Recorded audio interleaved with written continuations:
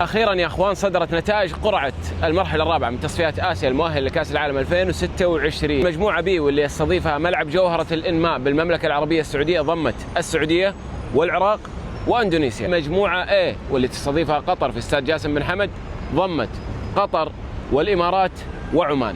الأول من كل مجموعة سيتأهل مباشرة إلى كأس العالم 2026 اللي راح يقام هنا بأمريكا. أما الثاني من مجموعة A راح يواجه الثاني من مجموعة B، والفائز منهم يتأهل إلى الملحق ويواجه منتخب من قارة أخرى. أبرز لقاء وأكثر لقاء منتظر في هذه التصفيات ولا يختلف عليه اثنين هو الصراع العربي الآسيوي الكبير بين السعودية والعراق. وبما أن المملكة تستضيف مباريات مجموعة B فأهلا ومرحبا بالعراق وأهل الكرام، وأهلا ومرحبا بإندونيسيا وشعب إندونيسيا. وبما أن المنافسة الأشد بين السعودية والعراق نحب نقول أن المنافسة تبقى داخل الملعب، أما خارج الملعب إحنا أخوة أشقاء يجمعنا إسلام وعروبة ونسب، وتبقون في القلب، ومرحب فيكم وإكرامكم واجب علينا. ويا مرحبا ويا مسهلا بالعراق ومنتخبه وشعبه وكل الجماهير الحاضرة في مملكتنا الحبيبة، تنوروا وتشرفوا. وإذا سألتوني عن توقعاتي، أنا أتوقع قطر تتأهل من المجموعة A بشكل مباشر، والسعودية تتأهل من المجموعة B بشكل مباشر. المركز الثاني في المجموعة A